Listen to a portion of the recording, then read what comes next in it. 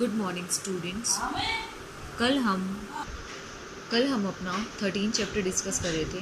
हमने उसका basics discuss किया था कि आप इंडेक्स कैसे निकालते हो, कैसे नहीं निकालते। उसके बाद उसके दो मेथड्स थे, वो मेथड्स डिस्कस कर रहे थे। उसके बाद आज आपका नेक्स्ट टॉपिक आता है सीपीआई, जिसको हम बोलते हैं सीपीआई शॉर्ट फॉर्म में कंज्यूमर प्राइस इंडेक्स, हिंदी में जिसको बोलते हैं उपभोक्ता कीमत सूचकांक। इसमें आप क्या करते हो, इसमें हमने जितने भी अभी तक इंडेक्स नंबर के बारे में देखा है, जितने भी मेथड्स देखा है, हमने ये नहीं हम इससे क्लियर कर पाए हैं कि हमारे इन प्राइजेस से कम होने से या ज़्यादा होने से, या फिर बेस ईयर में कितना चेंज हो रहा है, करंट ईयर में कितना चेंज हो रहा है, उससे हमारी सोशल कम्युनिटी पे, हमारी सोसाइटी पे क्या इफ़ेक्ट पड़ रहा है, उसकी क्या एक्सपेंसेस हो रहे हैं, क्या नहीं हो रहे हैं, किस ढंग से वो अफेक्ट हो रही है।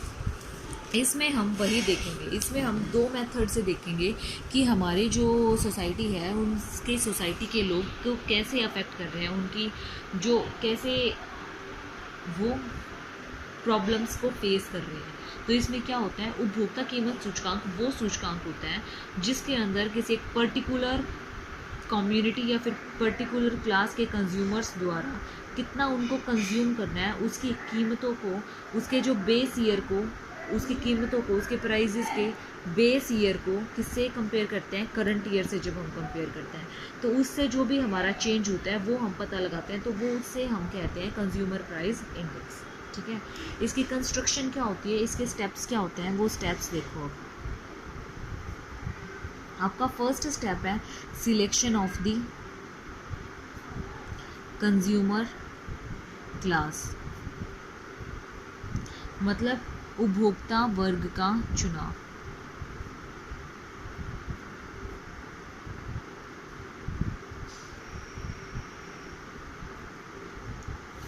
उपभोक्ता वर्ग का चुनाव, उपभोक्ता वर्ग के चुनाव के अंदर क्या आता है कि हमें कौन सी क्लास का ये देखना है कि कौन सी क्लास कितना परसेंट क्या खरीदती है, क्या नहीं खरीदती है। जैसे उपभोक्ता मूल्य बनाने से पहले सबसे पहले हमें ये देखना होता है कि उपभोक्ता वर्ग जो है वो कौन से वर्ग के लिए बनाया जाना है, कि जो हमारा इंडेक्स है वो कौन सी क्लास के लिए बनाया जाना है। कई वर्ग होते हैं, जैसे इसमें इंडस्ट्रियलिस्ट होते हैं, इसमें गवर्नमेंट एम्प्लॉयर्स होते हैं, इसमें लेबर्स होते हैं, टीचर्स वगैरह होते हैं, कि उनकी क्या आय है, क्या उनका व्यवसाय है। इस टाइप से जो भी एक पर्टिकुलर एरिया से बिलोंग करते हैं ना, जो मिडिल क्लास के हैं उनके लिए अलग बनाया जाता है, जो लोअर क्लास के लिए उनके लिए अलग, जो अपर क्लास के हैं उनके लिए अलग। तो उस टाइप से सिलेक्शन करना पड़ता है कि ये कौन सी क्लास के लिए बनाना है, कौन सी क्लास के लिए नहीं बनाना है। दूसरी चीज़, information about the family budget, information about the family budget, या पारिवारिक बजट की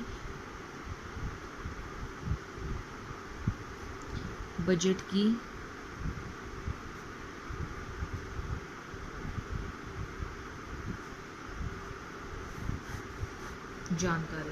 ठीक है, तो इसमें हम क्या देखेंगे, इसमें हम ये देखेंगे कि हमारी जो भी उनकी इन्फॉर्मेशन है, जो उनकी फैमिली से रिलेटेड है, कि वो अपनी फैमिली का बजट किस प्रकार करते हैं, किस प्रकार नहीं करते हैं, कि कैसे बजट बनाते हैं वो अपने महीने का या कैसे किसी भी टाइप का।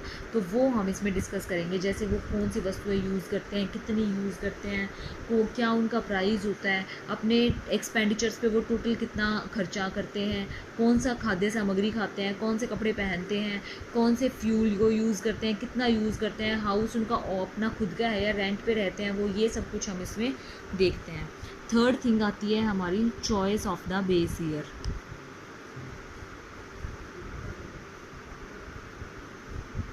आधार वर्ष का चुनाव।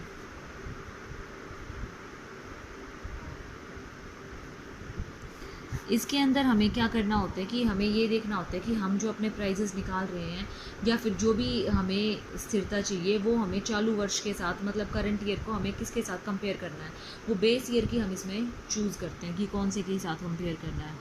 फोर्थ, इंफॉर्मेशन अबाउट प्राइजेस, मतलब कीमतों की जानकारी।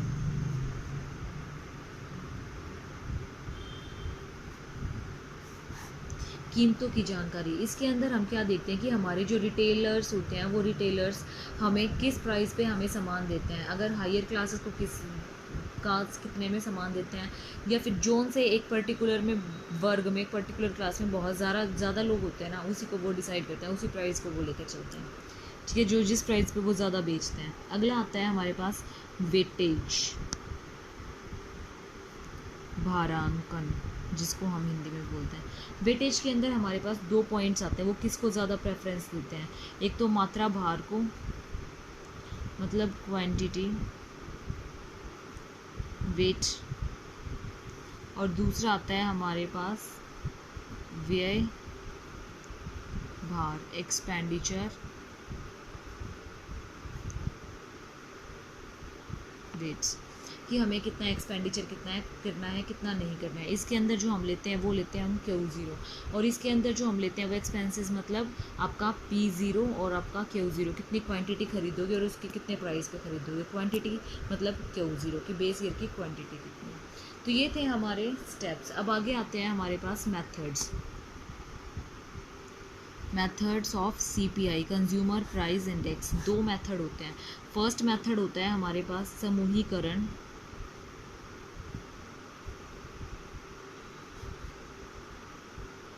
व्यय विधि। इसको हम लेस्पियर मेथड से भी करते हैं, जो हमने वहाँ पे डिस्कस करा था, लेस्पियर्स मेथड। और दूसरा होता है हमारा पारिवारिक बजट। ठीक है स्टूडेंट्स, अब इसमें देखो, इसमें हमारा जो ये एग्रीगेटिव मेथड होता है, इसका फॉर्मूला क्या होता है CPI का। इसका फॉर्मूला होता है सिग्मा P1 Q0 अपॉन में सिग्मा P0 Q0 इंटू 100। ये कौन सा मेथड है, आपको ध्यान होगा, ये हमने अपने वेट वाले मेथड में, अपने लेस्पियर मेथड में किया था। कौन से मेथड में किया था हमने, इसको अपने लेस्पियर मेथड में किया था। तो अगर हमें अपने समूहीकरण व्यय विधि द्वारा CPI निकालना होगा तो हम इसी फॉर्मूले से निकालेंगे, ठीक है। और अगर हमें अपना पारिवारिक बजट निकालना होगा तो पारिवारिक बजट के लिए हमें कौन सा फॉर्मूला यूज़ करना होगा, फैमिली एक्सपेंडिचर के लिए, फैमिली बजट के लिए पारिवारिक बजट कौन सा मेथड है उसका, P01 is equal to sigma RW upon में सिग्मा W।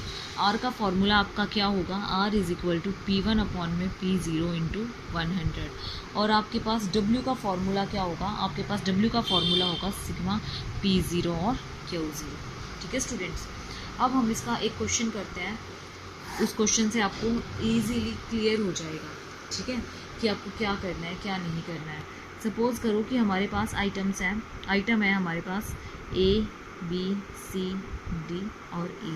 उनके प्राइजेज़ हैं, बेस ईयर के जो प्राइजेज़ हैं, मतलब क्वांटिटी जो है उनकी बेस ईयर की प्राइजेज़ और क्वांटिटी वो क्या है, ये देखो। Q0 है आपके पास 5 1 2 4 5 और बेस ईयर के प्राइजेज़ क्या हैं आपके पास 24 16 12 5 और 4। उसके बाद आपके जो करंट ईयर के प्राइजेज़ हैं वो प्राइजेज़ क्या हैं आपके, वो प्राइजेज़ हैं आपके 30 20 18 6 और 5। ठीक है, तो इसमें हम इन दोनों मेथड्स को यूज़ करेंगे। सबसे पहले आपको कौन सा मेथड यूज़ करना है, आपको लेस्पियर वाला मेथड यूज़ करना है, तो उस CPI वाला मेथड यूज़ करना है। तो उसके लिए क्या करोगे, सिग्मा P1 Q0 अपॉन में सिग्मा P0 Q0 इंटू 100। ठीक है, तो करो। सबसे पहले हमें क्या चाहिए, P1 Q0, इसको और इसको 3 5 जो 150। उसके बाद हम इसको मल्टीप्लाई करेंगे तो 20, फिर इसको और इसको करेंगे तो 36, देन 6 4 जा 24, देन 5 5 जा 25। अब इसका टोटल कर लो, 6 और 4 10 10 और 5 15, 1 कैरी 1 1 2 2 2 4 4 3 7 7 2 9 1 2 11। ठीक है, उसके बाद हमें क्या चाहिए, P0 और Q0, इसको करो। 24 5 जा 120, 16 1 जा 16, 12 2 जा 24, 5 4 जा 20, 5 4 जा 20। अब इसको करो, 6 4 10, 1 कैरी 2 1 3 4 4 2 6 6 2 8 8 2 10, 1 कैरी 1 और 1 2। तो कर दो फॉर्मूले में पुट, 115 अपॉन में 200 इंटू 100, 0 से 0 कैंसिल हो गई, 115 अपॉन में 2, 2 1 जा 2 2 5 जा 2 7 जा 0.5। तो आपके पास आंसर क्या आ गया, CPI कितना आ गया आपके पास 57.5। आया स्टूडेंट समझ में। अब नेक्स्ट मेथड है हमारे पास RW का, तो RW निकालना पड़ेगा अब आपको। आर डब्ल्यू के लिए आपको क्या करना पड़ेगा, P0 और Q0, वो आपके पास है ही P0 Q0। दूसरी चीज़ आपको क्या चाहिए, R चाहिए, वो R निकलवा देती हूँ आपका। P1 30 अपॉन में P0 24 इंटू 100 कितना आ गया, सॉल्व करेंगे तो आपके पास 2 1 जा 2 2 2 जा 4 2 1 जा 2 2 5 जा मीन्स 3 5 जा 3 4 जा 4 1 जा 4 4 2 जा 8 4 5 जा 25 5 जा 125। फिर P1 अपॉन में P0 20 अपॉन में 16 इंटू 100 4 5 जा 4 4 जा 4 1 जा 2 जा 25 5 जा 125। फिर हमारे पास P1 P0 18 अपॉन में 12 इंटू 100 और 2 9 जा 2 6 जा 3 3 जा 3 2 जा 2 1 जा 50, ये 150। फिर 6 अपॉन में 5 इंटू 100 5 1 जा 5 5 2 जा 120। फिर 5 अपॉन में 4 4 1 जा इंटू 100 वही 25 125। अगर आप इनको टोटल करोगे तो क्या आएगा, 125 125 250 और 150 कितने हो गए, और 300 400 400 और 120 520 520 और 125 520 और 100 620 620 और 25 645। तो कर दो इसको। R क्या है हमारे पास 645 इंटू W क्या है हमारे पास P0 Q0 200 अपॉन में 200, यही आएगा ना हमारे पास। अब 200 से 200 कैंसिल हो गया, क्या आया 645 आया हमारे पास, क्या आया है हमारे पास 645।